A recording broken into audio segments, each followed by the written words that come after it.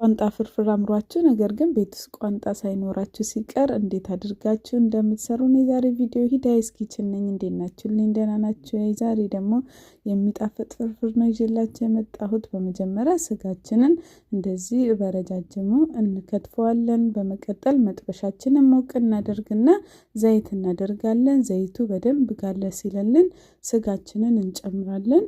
ዘይቱ በደንብ ጋል ያለ ከሆነ ብዙ ውሃ ሳይተፋ ቶሎ ቀላ ብሎ ይበስልልናል። እስከዛ ሽንኩርታችንን እንከትፋለን። ሽንኩርቱን ደቀቅ አድርገን ብንከትፈው ቆንጆ ነው። ከዛ ስጋችን ይሁን እንደዚህ ቀላ ብሎ ቆንጆ ሆኖ ተጠብሶልናል። ከዛ ሽንኩርታችንን እንጨምራለን። ሽንኩርታችንን ካደረግን በኋላ ውሃውን እስኪጨርስ ቀላ ብሎ እስኪበስል እንጠብቃለን። በመሃል እያማሰልን ሽንኩርቱ እንደዚህ በደንብ ተጠብሶልናል። በርበሬ እንጨምራለን። ነጭ ሽንኩርት እናደርጋለን። በርበሬ ከጨመርን በኋላ እሳቱን አነስተኛ ሙቀት ላይ ብናደርገው ቆንጆ ነው። በርበሬው እንዳይቃጠልብን ትንሽ ውሃ ጠብ እያደረግን በመሃል እያማሰልን በርበሬያችንን በደንብ እናቁላለዋለን። ፍርፍሩ በኋላ እንዳያቃጥልብን በደንብ እስኪቆላላለን ድረስ እኛ ደግሞ ቲማቲማችንን ከትፈን እናዘጋጃለን። ቲማቲም ከፈለጋችሁ ከነልጣጩ እንደዚሁ ከትፋችሁ ማዘጋጀት ትችላላችሁ። ከፈለጋችሁ ደግሞ በማሽንም መፍጨት ትችላላችሁ፣ ወይም ቀቅላችሁ ልጣችሁ በቢላ መቀጥቀጥ ትችላላችሁ፣ እንደተመቻችሁ። ከዛ በኋላ በርበሬያችን እንደዚህ በደንብ ከተጠበሰ በኋላ ቲማቲማችንን እንጨምራለን። ቲማቲሙን ከጨመርን በኋላ እሳቱን በደንብ መጨመር እንችላለን። ቶሎ ቲማቲሙ እንዲጠበስልን በመሃል እየከደንን በተመሳሳይ መልኩ በደንብ ቲማቲማችንንም እንጠብሰዋለን።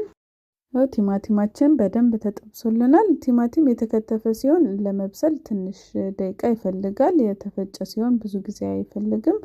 ከዛ ውሃ እንጨምራለን። ውሃችንን ከጨመርን በኋላ አነስተኛ ሙቀት ላይ እናደርገዋለን። ጨው እንጨምራለን። ከድነ ነው 1-2 ደቂቃ እናንተ ከትከዋለን። ቃሪያ የምትወዱ ከሆነ ፍርፍር ላይ በጣም ደስ የሚል ቃና ነው የሚሰጠው። ትንሽ ጣል እናደርግበታለን። ቅቤ እናደርጋለን። ይሄንንም አንድ ላይ ካዋሃድን በኋላ ቢያንስ 1 ደቂቃ የሚሆን አነስተኛ ሙቀት ላይ እናንተ ከትከዋለን።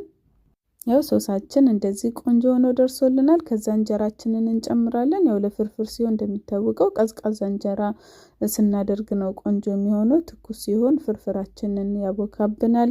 ከዛ አንድ ላይ ከሶሱ ጋር እንለውሰዋለን። ባይዘው የተጠቀምኩት የፍርኖ ዱቄት እንጀራ ነው። እንደሚታወቀው አውሮፓ ውስጥ ወይም ከሀገር ውጭ ያለን ብዙ ሰዎች የፍርኖ ዱቄት ነው ብዙ ጊዜ ጋግረን የምንበላው። የፍርኖ ዱቄት እንጀራ አልመጣ ያላችሁ ሰዎች በተለይ አውሮፓ ውስጥ ካላችሁ ምን አይነት ዱቄት እንደምትጠቀሙ፣ ምን አይነት መጥበሻ እንደምትጠቀሙ ሪኮመንድ ላደርጋችሁ እችላለሁ። ኮሜንት ላይ ጻፉልኝ። ይህን ይመስል ነበር የዛሬ ቪዲዮ። ስለተከታተላችሁን ከልብ አመሰግናለሁ። የምሰራቸው አዳዲስ ቪዲዮዎች እንዲደርሳችሁ ሂዳይስ ኪችንን ፎሎ ማድረግ አትርሱ። በሌላ ስራ ቪዲዮ እስከምንገናኝ ቻው።